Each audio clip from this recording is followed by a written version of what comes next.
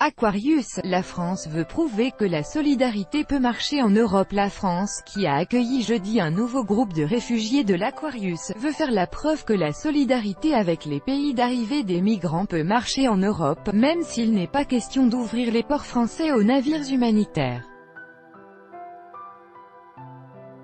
2 semaines après avoir débarqué à Malte, les 59 réfugiés sont arrivés jeudi à l'aéroport de Roissy, région parisienne, par charter et ont immédiatement rejoint des centres d'accueil dans des régions françaises. Cette opération est la 5e depuis juin, lorsque le navire humanitaire Aquarius avait erré une semaine en Méditerranée après le refus du ministre italien de l'Intérieur Matteo Salvini de le laisser accoster.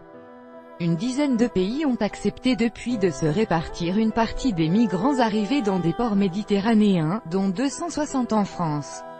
Mais il s'agit d'accords au cas par cas et le bras de fer se poursuit en Europe.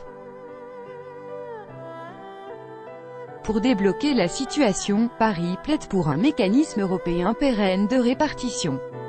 L'idée est de ne pas rester à 11 ou 12 mais d'avoir de plus en plus de pays qui participent, a indiqué la présidence française la semaine dernière. L'opération de jeudi vient illustrer ce mécanisme, consistant en un système de prise en charge des réfugiés à l'arrivée dans les ports du sud de l'Europe, explique Pascal Brice, le directeur général de l'OFPRA, Office français de protection des réfugiés et apatrides. Le navire humanitaire Aquarius à Malte, le 15 août 2018. Copyright AFP, Mathieu Mirabelli. Dans cette démarche, Paris entend jouer un rôle moteur, à la fois dans les négociations et l'application des accords de répartition, en étant le premier à mettre en œuvre les engagements pris. Les réfugiés de l'Aquarius sont arrivés en France 2 semaines après le débarquement à Malte.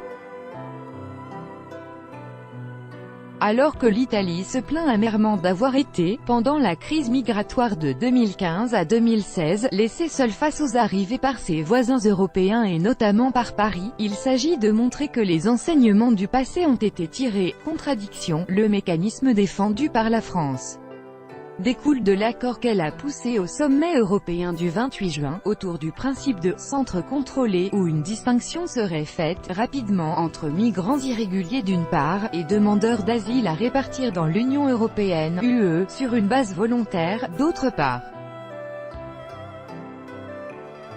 Le président français Emmanuel Macron lors de sa visite officielle à Helsinki, en Finlande, le 30 août 2018. Copyright AFP, Jacques Howitt. Les personnes ne relevant pas du droit au séjour doivent être reconduites, ajoute M.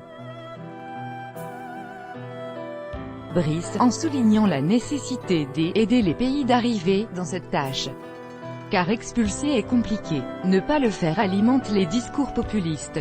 Ce volet délicat des déboutés est d'ailleurs la raison pour laquelle la France refuse d'accepter elle-même des débarquements, estime Pierre Henry, le patron de l'association France Terre d'Asile. Le président français Emmanuel Macron l'a dit fin juin, la France n'ouvrira pas de centre de ce type car elle n'est pas un pays de première entrée. Le droit de la mer prévoit en effet que les navires doivent débarquer dans le port sûr le plus proche, ce qui place en première ligne l'Espagne, la Grèce et l'Italie. Rome a défendu jeudi auprès de ses partenaires l'idée d'une rotation des ports européens d'accueil des migrants secourus dans le cadre de la mission Sophia. Mais pour M.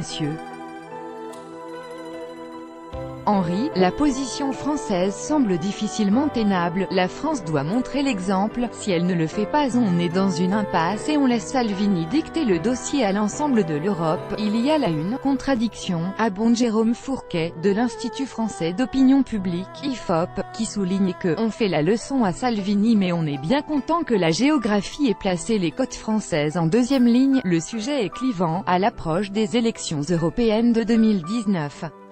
L'opinion française reste majoritairement opposée à l'accueil, souligne M. Fourquet. Mi-août, 41% seulement des personnes sondées par l'IFOP étaient favorables à l'idée d'accepter l'Aquarius.